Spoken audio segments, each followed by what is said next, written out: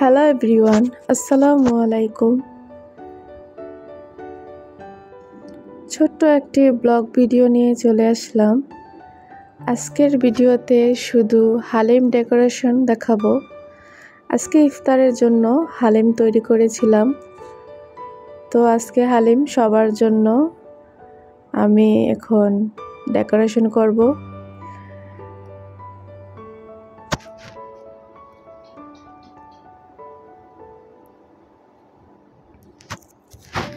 তো প্রতিদিন একঘেয়েমি ইফতার খেতে ভালো লাগে না, তাই মাঝে মাঝে আনকমন কিছু রেসিপি করতে ট্রাই করি।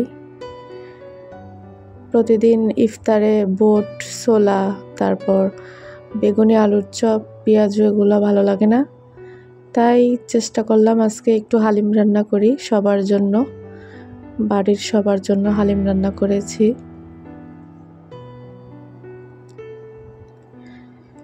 তো হালিম রান্না করেছি, বেশ ভালো কথা, জানি হাজব্যান্ড খাবে।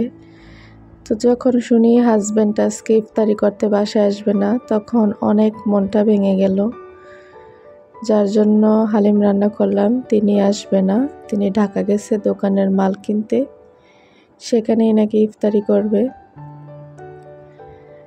তো আমি হালিমটা বেড়ে যখন অপেক্ষা করছিলাম, তখন আসছিল না। তখনই আমার মন বলতেছে উনি মনে হয় আসবে না। উনি আমাকে ফোন করেও বলেনি যে উনি আসবে না।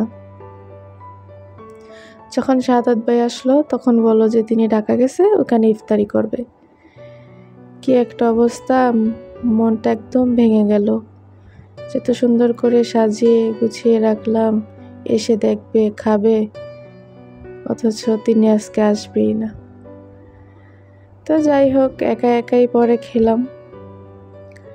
আমি, শাহাদাত ভাই খেলাম, আমার মেয়েও খায়নি, বলছে বাবা আসলে খাবে। তারপর আমার হাজব্যান্ড আসলো 11টার সময়। তখন এত রাগ উঠেছিল যা কিছু বলার নেই। তারপর আমি ওনাকে বললাম যে আপনি ইফতারি করবেন না, সেটা বলেন নেই কেন? বলতেছে যে ইফতারি নিয়ে আসো, এখন খাবো। তো আমি ইফতার নিয়ে আসছি, উনি বলতেছে আমি হালিম রেখে চলে গেলাম, হালিম খেলাম না, এরকম। তারপর খেয়ে বলতেছে অনেক টেস্ট হয়েছে, অনেক মজা হয়েছে, কোনো ত্রুটি নেই। রোজা রেখে মানুষ কিছু তৈরি করলে সেটা চেখে দেখতে পারে না, চেক করতে পারে না লবণ হয়েছে কিনা, জাল হয়েছে কিনা, না হয় নাই। তো আমার সব কিছু ঠিকঠাক হয়েছে, আলহামদুলিল্লাহ। আজকে আমি হালিমটা তৈরি করেছি, আলাদা গরুর মাংস রান্না করেছি।